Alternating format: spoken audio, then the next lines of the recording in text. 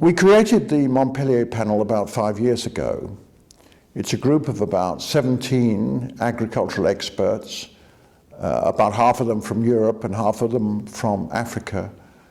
And the purpose is to produce material, in particular periodic reports, that will influence donors in Europe and also various kinds of financial institutions, banks, to invest in agriculture in Africa. The whole point of the Montpellier Panel is to make forward-looking suggestions that are policy relevant and that have a chance of being accepted by policymakers and politicians. Montpellier Panel has that unique expertise to take these issues to the people, to translate some of the messages into really practical solutions.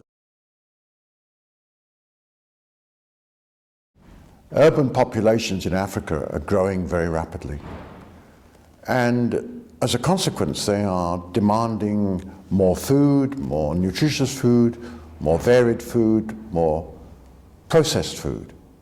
That's an amazing source for employment, for enterprise creation. There's a lot that can be done in primary processing, in packaging, and it doesn't have to be industrially big, in distribution, in conservation. A lot can happen there. The whole area of how the food sector can develop. We've seen in Europe and the US great diversity of products that is now available. That's not currently, the products in Africa are not currently processed like that, and that represents a big opportunity. We've got some urban markets captured by imports when farmers in the locality could be meeting those needs. So I think a focus on entrepreneurship brings those different things together and asks, how can agriculture become a more successful business?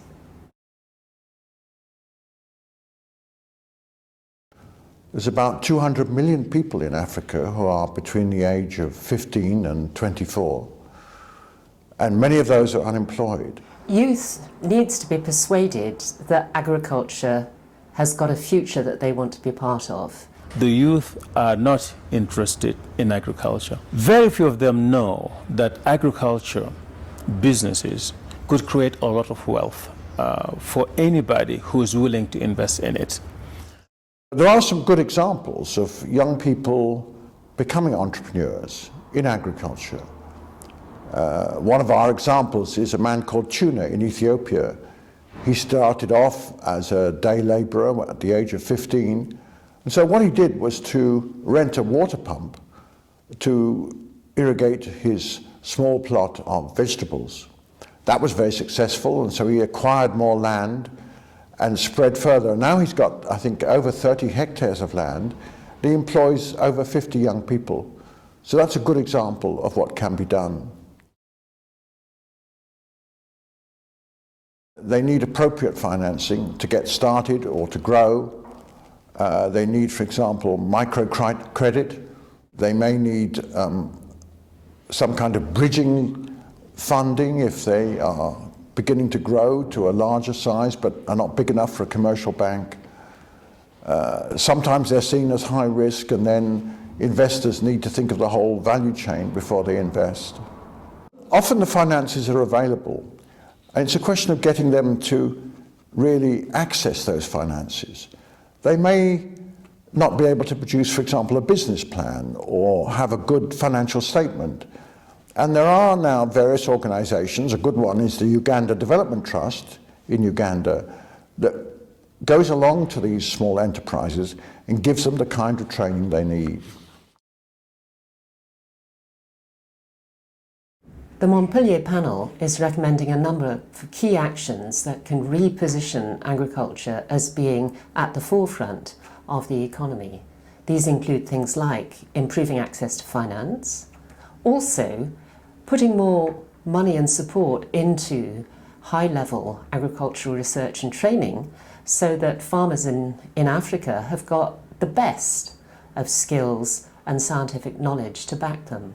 They desperately need vocational training in agriculture, how to develop agriculture profitably, but they also need training in business skills, how to run a small enterprise.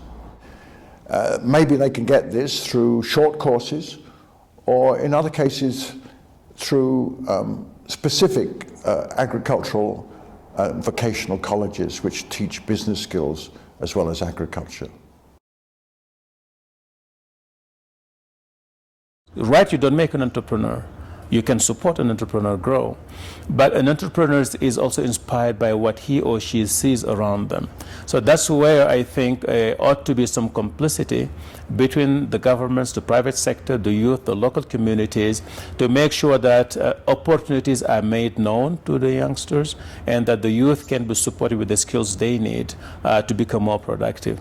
To be energetic and purposeful and be skilled is essential, but also essential is having the right macro and microeconomic policies, having the right infrastructure and the right institutions. And all of that, in particular, requires political will. It requires political leadership.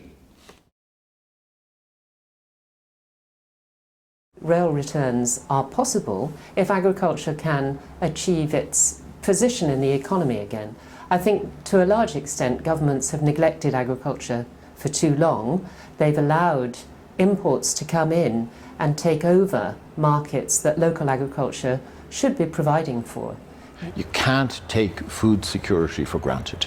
And if you are to really build a secure future, you're going to have to invest in a systematic way. African agriculture has the potential to feed the African people and also feed the world. Agriculture today can be a vibrant business, and that is a work that governments can do, changing the vision of agriculture and making agriculture cool, agribusiness, not just on farm, but all the way to retail.